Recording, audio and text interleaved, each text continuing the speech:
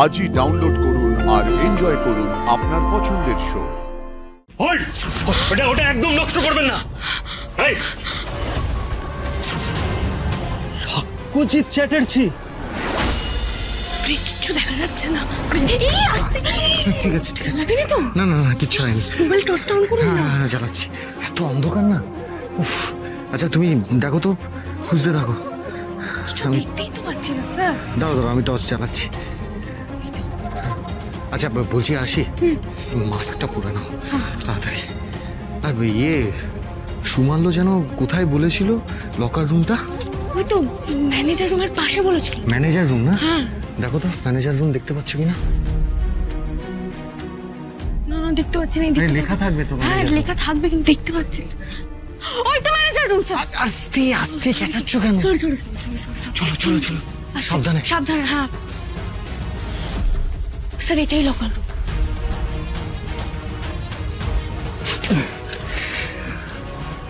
চলো চলো তাড়াতাড়ি চলো।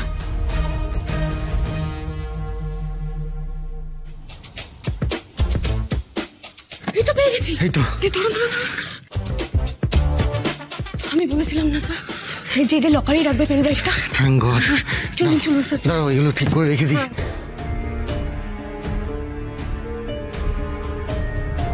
তাড়াতাড়ি চলো।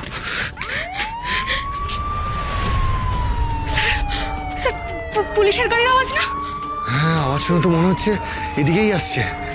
কাছাকাছি চলে এসছে, আমাদের আর ওয়েট করা যাবে না, এখান থেকে পালাতে হবে। আসি চলো চলো। না স্যার একটা কাজ করুন, আপনি লুকিয়ে পড়ুন, আমি একা পুলিশকে ফেস করব। আসি, বেশি বাড়াবাড়ি করবো না।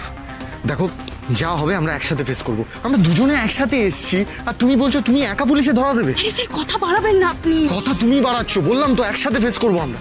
কিচ্ছু বলার নেই আপনাকে। আচ্ছা শুনুন, যাই হয়ে যাক না কেন এই পেন ড্রাইভের ছবিগুলো কারোর সামনে আনা যাবে না। পুলিশ আসার আগে নষ্ট করে দিতে হবে এটা।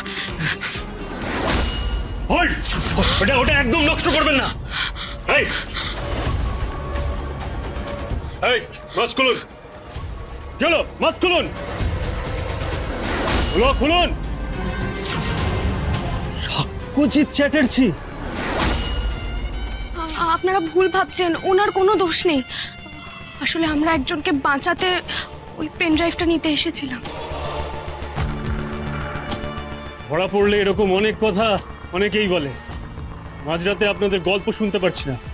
যা কথা হওয়ার কোর্টে হবে। এই মুহূর্তের অন্যতম চাঞ্চল্যকর ব্রেকিং নিউজ।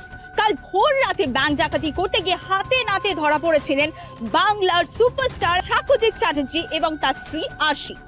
সেখানে তাদেরকে গ্রেফতার করা হয় এবং আপনারা দেখতে পাচ্ছেন এখন তাদেরকে কোর্টে নিয়ে আসা হয়েছে। দেখছেন তো স্যার, এই জন্য আমি জড়াতে চাইনি আপনাকে। আবার আপনাকে নিয়ে কাদা ছোড়াছুড়ি হবে। আপনার তো সত্যি কোনো দোষ নেই, যা আপনার তো আমি করেছি। আমার জন্য শুধু শুধু আপনাকে। আসি, আমাকে নিয়ে অত চিন্তা করো না। যারা দোষ করে না তাদের আবার কিসের চিন্তা, কিসের ভয়? আমরা তো কোনো দোষ করিনি। আর তুমি যা করেছো মধুকে বাঁচাতে গিয়ে করেছো। হ্যাঁ আমরা যে পথে কাজটা করেছি সেটা হয়তো বেআইনি ছিল, কিন্তু ওটা ছাড়া তো আর কোনো উপায় ছিল না আমাদের, তাই না?